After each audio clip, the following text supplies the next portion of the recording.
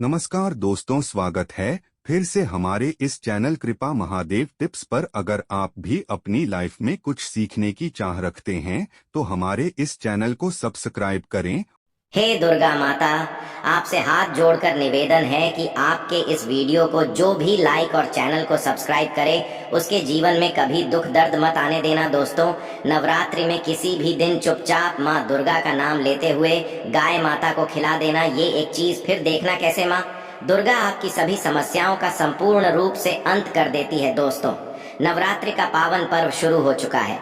ऐसे में हर कोई माँ दुर्गा की कृपा पाना चाहता है, पर आज के इस समय में कई ऐसे लोग हैं जो अपनी समस्याओं से परेशान हैं पर उनका निवारण नहीं जानते। इसलिए आज हम आपको गुरु जी द्वारा बताए गए गाय माता से जुड़े एक ऐसे असरदार उपाय के बारे में बताने जा रहे हैं, जिसको अगर आप इस शारदीय नवरात्रि में किसी भी समय कर लेते हैं तो माँ दुर्गा आपसे खुश हो जाएगी और आपकी किस्मत चमक जाएगी और आपके घर से तुरंत ही हर प्रकार की गरीबी और हर प्रकार की समस्याओं का नाश हो जाएगा। दोस्तों, यह उपाय आपको जरूर करना चाहिए, क्योंकि यही एकमात्र ऐसा उपाय है जो कि आपको जल्द से जल्द धनवान और मालामाल बना देगा। इसलिए इस आसान से असरदार उपाय को जानने के लिए वासियों को आखिर तक जरूर देखें। और दोस्तों, अगर आप भी अपने जीवन में माता रानी की कृपा पाना चाहते हैं तो वीडियो को लाइक करके कमेंट में जय माता दी लिखना ना भूलें। और अगर आपने अभी तक द अंशु वॉइस चैनल को सब्सक्राइब नहीं किया है तो चैनल को जरूर सब्सक्राइब कर लें। दोस्तों, गाय माता के अंदर सभी देवी देवताओं का निवास माना जाता है, तो आप सुबह जो पहली रोटी बनाते हैं वो अगर गाय माता को खिलाते हैं तो सभी देवी देवताओं का आशीर्वाद मिलता है। गाय माता को गुरु के साथ जोड़ा गया है, यानी गुरु ग्रह के साथ, बृहस्पति ग्रह के साथ। इसलिए नवरात्रि के दिन गाय माता को रोटी पर एक चुटकी हल्दी डालकर खिलाए तो सुख संपत्ति धन ऐश्वर्य बढ़ता है, दुष्ट ग्रह शांत हो जाते हैं। जो लोग मानसिक रूप से परेशान हैं वह गाय माता को रोटी पर थोड़ा सा गुण रखकर खिलाएं।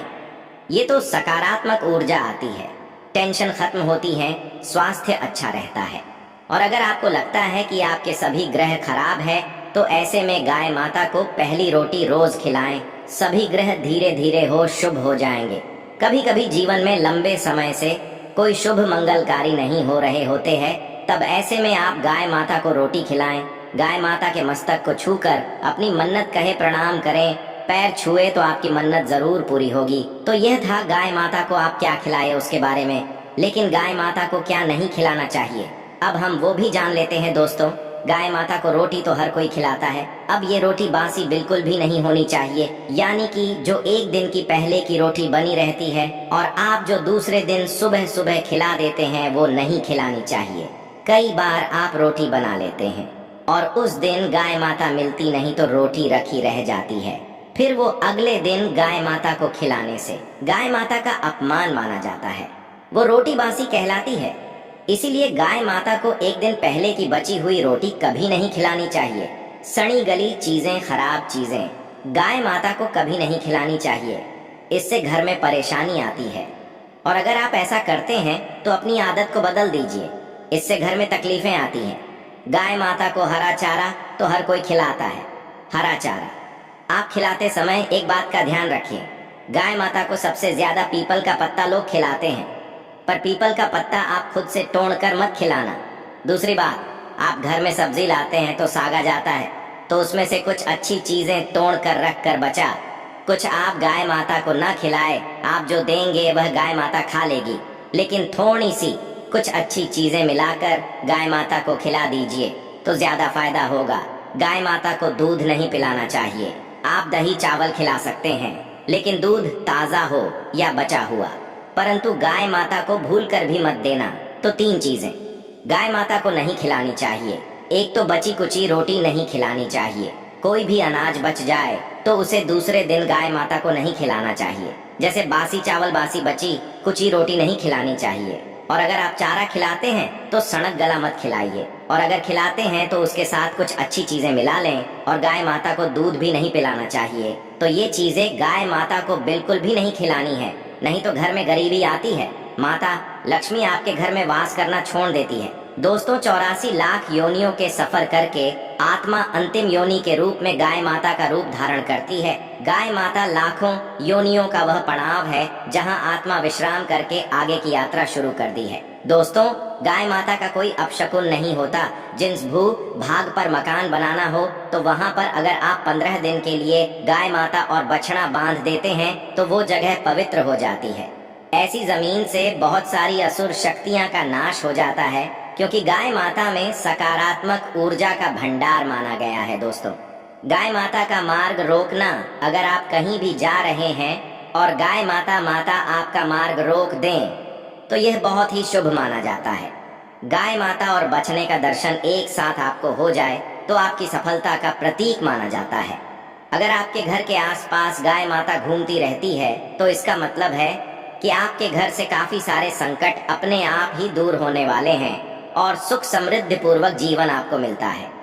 गाय माता के समीप अगर आप जाते हैं तो कई संक्रामक रोग, कफ, सर्दी, खांसी, जुकाम आदि आश्चर्यजनक रूप से अपने आप ही बिना दवाइयों के ही नाश हो जाती है। अगर आपको गाय माता अचानक से पूछ मार देती है तो ये बहुत ही शुभ संकेत माना जाता है और काली चितकबरी गाय माता का ऐसा करना और भी ज्यादा शुभ माना गया है। पंचगव्य जो होते हैं वह कई रोगों में लाभदायक है। पंचगव्य क्या होते हैं? गाय माता के दूध, दही, घी, मूत्र और गोबर, इन सभी को शरीर की रोग निरोधक क्षमता को बढ़ाकर रोगों को दूर करने वाला माना गया है। ऐसा कोई रोग नहीं है जिसका इलाज पंचगव्य से नहीं किया जा सकता। दोस्तों आज के समय में लोग गाय माता की पूजा करने के बजाय, उनका सही उपयोग करने के बजाय उनको काट कर मार कर खाना ज्यादा पसंद करते हैं। शायद ये सुनकर आपको बुरा तो जरूर लगेगा, पर यह सच है।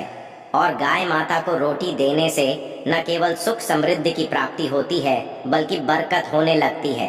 अगर आप गाय माता को पाल सके तो अच्छी बात है, लेकिन आज के मॉडल युग में जहां लोगों को शायद खुद के घर में रहने की जगह नहीं है, ऐसे में गाय माता को रखना थोड़ा कठिन और महंगा हो सकता है। ऐसे में आप गाय माता को रोटी तो दे ही सकते हैं। कम से कम रोटी देकर आप सुख समृद्धि को प्राप्त कर सकते हैं। आपके घर में बरकत होने लगती है।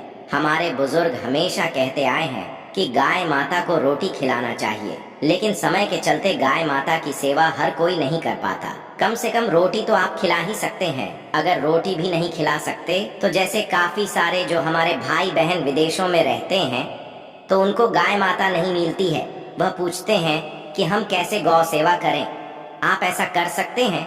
आप गाय माता के नाम के पैसे निकालते जाए और फिर आप चाहे तो कभी इंडिया आए तो आप गौशाला में दान दे दें, या फिर आप चाहे तो वहीं पर किसी गरीब को गाय माता के नाम की रोटियां खिलाए, या फिर किसी भी अनाथ आश्रम में चले जाएंगे, किसी वृद्धाश्रम में चले जाएं, किसी भी दूसरे सफेद पशु को आप भोजन कराएं। यह भी आपके लिए बहुत ही अच्छा होने वाला है।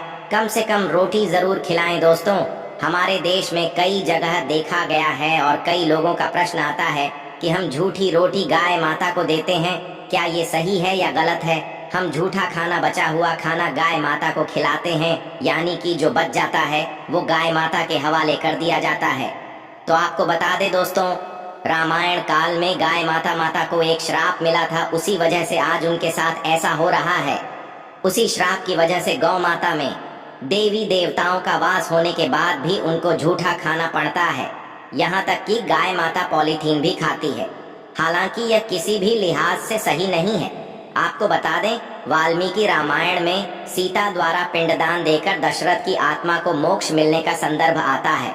जो लोग जानते होंगे वो जानते हैं कि वनवास के दौरान भगवान राम, लक्ष्मण और सीता माँ पितृपक्ष के दौरान श्राद्ध करने के लिए गया धाम पहुँचे। वहाँ श्राद्ध कर्म करने के लिए जरूरी सामग्री जुटाने राम और लक्ष्मण तो चले गए और सामान लेकर नहीं आए। इधर दोपहर हो गई, पिंडदान का समय निकलता जा रहा था। सीता माँ घबराने लगी। तभी दशरथ की आत्मा ने पिंडदान की मांग कर दी। अब गया जी के आगे फाल्गुनी नदी पर अकेली सीता जी मुश्किल में पड़ गई। उन्होंने फाल्गुनी के साथ वट वृक्ष, केतकी के फूल और गाय माता को साक्षी मानकर बालू का पिंड बनाया और स्वर्गीय राजा दशरथ अपने ससुर के नियमित पिंडदान कर दिया। थोड़ी देर में जब भगवान राम और लक्ष्मण लौटे तो उन्होंने कहा कि समय निकल जाने के कारण मैंने पिंडदान कर दिया। बिना सामग्री के पिंडदान कैसे हो सकता है? इसीलिए राम जी ने सीता माँ से इसका प्रमाण मांगा। तब सीता माँ ने कहा कि जो फाल्गुन नदी के रेत है, केतकी के फूल हैं, गाय माता और वटवृक्ष है, जो मेरे द्वारा किए गए श्राद्ध कर्म की गवाही दे सकते हैं। इतने में फाल्गुनी नदी, गाय माता और केतकी के फूल तीनों इस बात को मुकर गए और उन्होंने कहा, सीता माँ झूठ बोल रही है, सिर्फ वटवृक्ष ने सही बात कही। तब सीता जी ने दशरथ का ध्यान करते हुए उनसे ही गवाही देने की प्रार्थना करी। दशरथ जी ने सीता माँ की प्रार्थना को स्वीकार करके घोषणा की थी, एंड वक्त पर सीता ने मुझे पिंडदान कर दिया।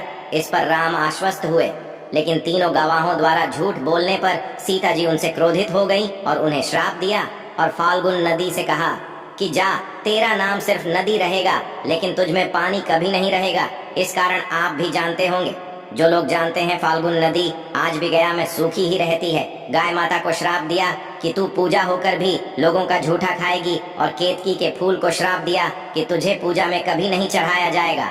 वट वृक्ष को सीधा माँ ने आशीर्वाद दिया कि उसे लंबी आयु की प्राप्ति होगी और दूसरों को छाया प्रदान करेगा, तथा पतिव्रता स्त्री तेरा स्मरण करके अपने पति की दीर्घायु की कामना करेंगी। यही कारण है गाय माता को आज भी झूठा खाना पड़ता है। केतकी के फूल को पूजा से दूर रखा जाता है।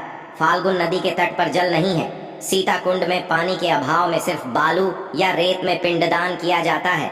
दोस्तों, शास्त्रों के मुताबिक गाय माता में सारे देवी देवता निवास करते हैं। 33 कोटि देवी देवता और पितरों का निवास होता है।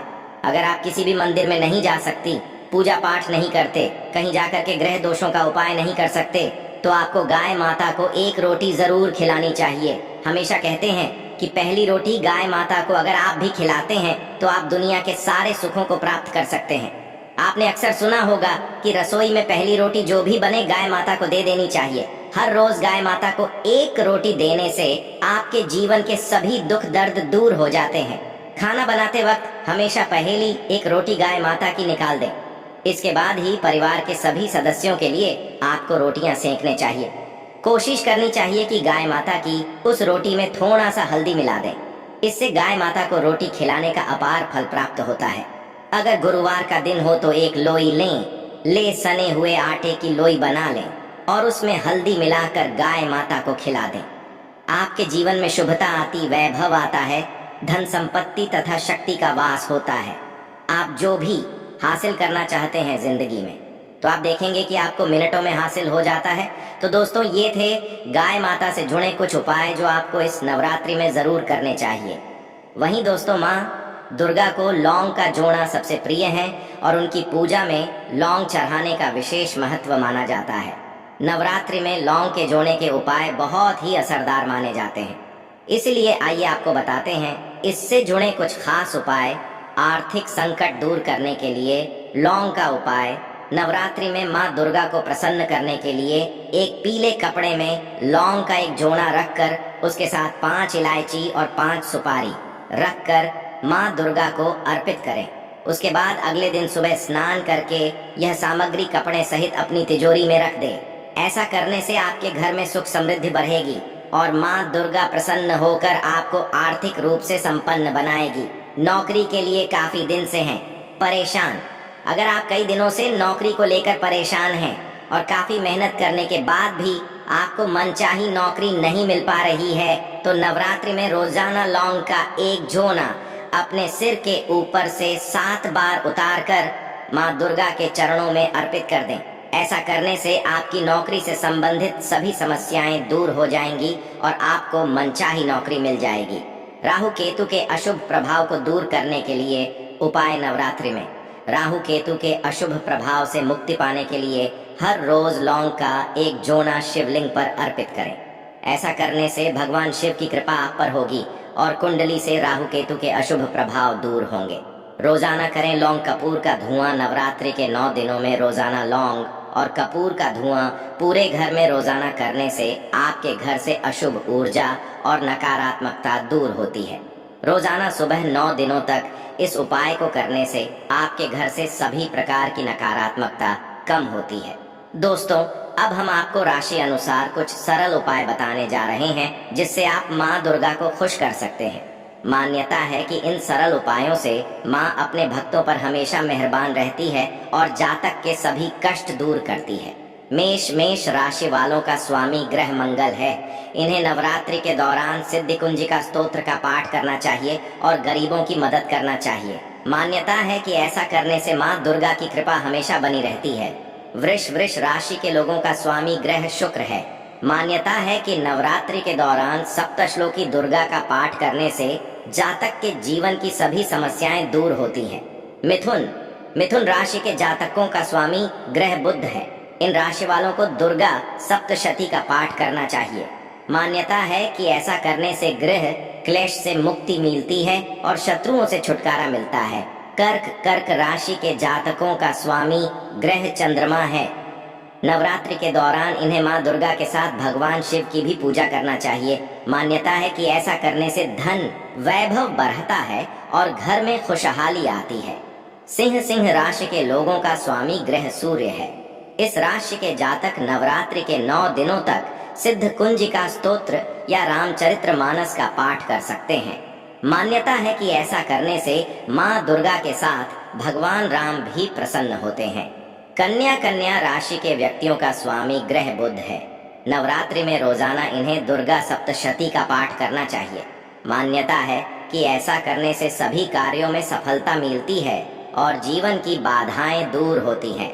तुला राशि के लोगों का स्वामी ग्रह शुक्र है। इन्हें नवरात्रि के दौरान सप्तश्लोकी दुर्गा का 8 बार पाठ करना चाहिए। कहा जाता है कि ऐसा करने से धन दौलत और मान सम्मान में वृद्धि होती है। वृश्चिक राशि के व्यक्तियों का स्वामी ग्रह मंगल है। नवरात्रि में दुर्गा सप्तशती और रामचरित मानस का पाठ करना चाहिए। मान्यता है कि ऐसा करने से इन्हें सुख सौभाग्य का वरदान मिलता है। धनु राशि के लोगों का स्वामी ग्रह बृहस्पति है। नवरात्रि के दौरान धनु राशि के लोग दुर्गा सप्तशती का पाठ कर सकते हैं। कहा जाता है कि ऐसा करने से घर में सुख शांति आती है और जीवन में क्लेश से मुक्ति मिलती है। मकर राशि वालों का स्वामी ग्रह शनि है। नवरात्रि में सिद्धि कुंजिका स्तोत्र या सप्तश्लोकी दुर्गा का 9 बार पाठ करना चाहिए। मान्यता है कि ऐसा करने से माता रानी प्रसन्न होती हैं और अपनी कृपा बनाए रखती है। कुंभ राशि के व्यक्तियों का स्वामी ग्रह कुंभ है। कुंभ राशि के लोगों को नवरात्रि में राम रक्षा स्तोत्र और माँ दुर्गा के नामों का स्मरण करना चाहिए। मान्यता है कि ऐसा करने से जीवन के सभी संकट दूर होते हैं। मेन राशि के जातकों का स्वामी ग्रह बृहस्पति है। इन्हें नवरात्रि के दौरान दुर्गा सप्तशती का पाठ करना चाहिए। मान्यता है कि ऐसा करने से घर में सुख शांति और खुशहाली आती है। तो दोस्तों, आपको हमारी वीडियो कैसी लगी हमें कमेंट में जरूर बताइएगा। साथ ही वीडियो को लाइक करके चैनल को जरूर सब्सक्राइब कर लें। जय माता दी।